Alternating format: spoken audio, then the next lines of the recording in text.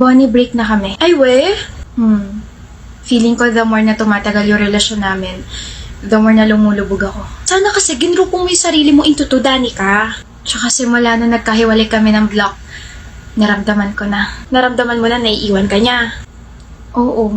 E di sana binilisan mo maglakad. Buisit siya, hindi niya na pala nakikita yung halaga mo. Lagyan na kaya kita ng price tag. Hindi ka talaga marunong mag-comfort, Bonnie. Kapag naman hindi ako nagsalita, sasabihin mo na magsalita ako, na magbigay ako ng opinion. Ngayon naman na binubuka ko yung bibig ko, naiirita ka. Ang pilosopo mo kasi. Never mind. Nakaka-stress naman kasi yung ex ko eh. Mag-iisang taon na nga kami, tapos ngayon pa siya nagloko. Ano gusto mo next year? Bonnie? Mababaw ba ako para magalit sa kanya kasi hindi ako yung sinakay niya sa passenger seat niya?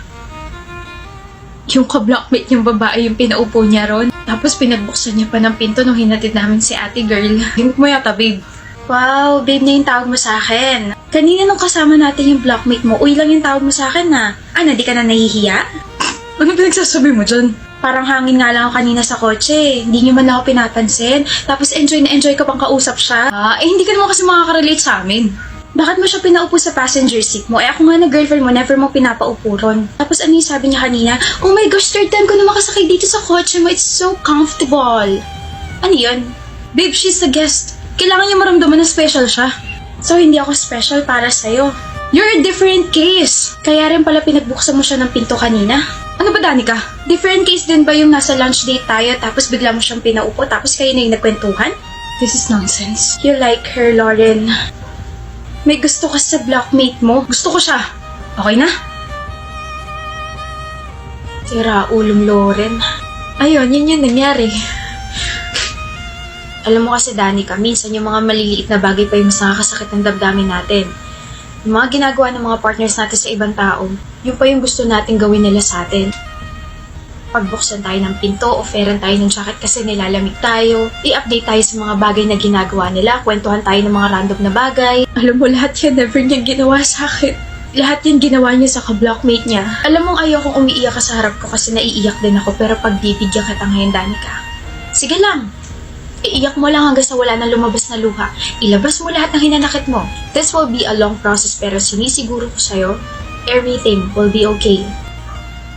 Gigising ka na lang one day, hindi na masakit. Di mo na siya iniisip, di mo na siya kailangan, di mo na siya miss, hindi mo na siya mahal. Nawala ka ng pakialam sa mga bagay na konektado sa kanya. Take your time to process everything. Hindi mo kailangan mag-guilty kasi nag-break kayong dalawa. Hindi mo kailangan sisihin niya sarili mo kasi nagloko siya. No. Wala kang kasalanan, Danica, okay? Wala kang kasalanan.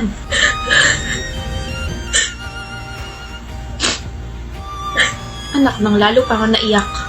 Alam mo, Bonnie, ang pangit mo magseryoso. No? Lalo ko naiiyak. Just my 2 cents, pero sa sobrang dami ko sinabi, parang deserve ko ng 500. Wait lang. Joke lang, huy. Niloko ka na nga, papaloko ka pa sa akin. Ito na lang tandaan mo.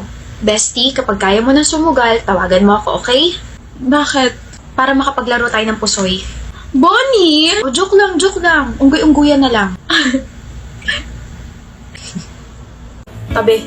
Ayoko nga. Ang laki lang ng daan tapos ako'y mag-a-adjust. Utot mo. Do you even know me? Ako, kilala mo ba ako? Hindi. Patas lang tayo. Hindi kita kilala, hindi mo ako kilala. Ngayon, kung yayabangan mo ako sino ka, aba, hindi ako interesado. I'm Aziel. Sabing hindi nga ako interesado yung bantot ng pangalan mo. You're talkative. And you're handsome. Shucks, yun na ba yung alam kong English? I'm handsome? You're... Putik, ano ang English nung mayabang? Good looking. Yes, you're good looking. Sira ulo, hindi naman yata yun eh. I just answered your question though. Dudugain mo pa ako ha. Kahit bobo ko, hindi naman ako ututo. I'm actually the owner of the school. May ba? Pasensya na. O ayan, daan ka na kamahalan. Huwag mo akong paalisin dito sa school ha. Mati na tayo. Akala ko ba hindi ka uto-uto? Ha? What I said is not true. Pa isang batok nga, dali. What's your name? Interesado ka na sa akin, no? Sabi ko na nga ba? Bobo lang ako pero alam ko maganda ako.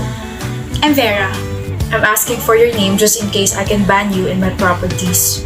Ban you? Gaga, anong ban you? Naiihi ka ba? Doon ang banyo. Alam mo ba yon? Banyo is CR. Comfort room. O diba, alam ko yan. Kaya pala parang galit ka nung pinapatabi mo kanina. What the? Masamang magpigil ng ihi, pre.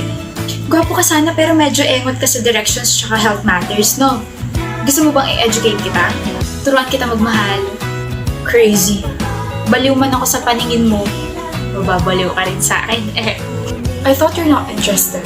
Bawal magpakipot? May lang syempre. Gusto ko rin naman magka-jowa lalo na't kakatapos na ng Valentine's, no?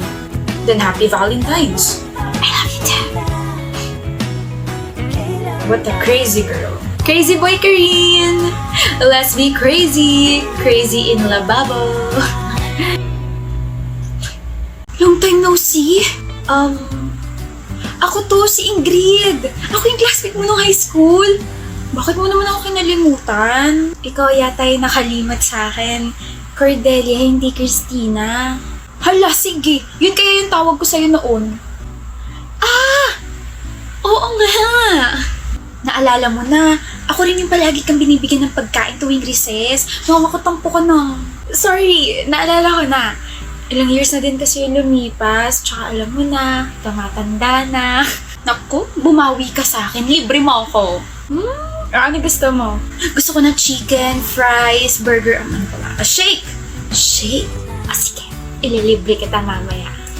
Ka-excite! Ang nga pala, kamusta ka na? Tagal na rin natin hindi nagkita ha?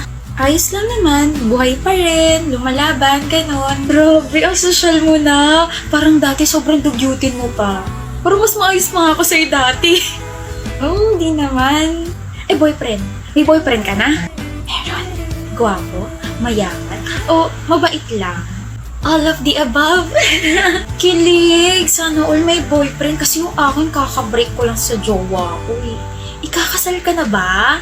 Matagal pa. Ganun. I-invite mo naman ako. Total magkaklase naman tayo nung high school eh. Ikaw, kamusta ka na? Ito, dumidiskarte lang. Talaga? Oo, hirap nga ng mga diskarte ko eh. Parte rin ba ng diskarte mo yung pagnanakaw? Ha? Likot ng kamay ah.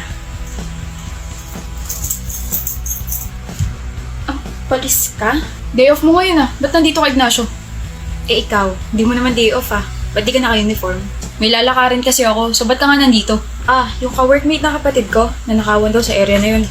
Na-report na ba? O raw, kahapon. Wala naman ako kahapon, diba? Ayun, pag-uwi ng kapatid ko, kinuwento niya sa kanya nangyari.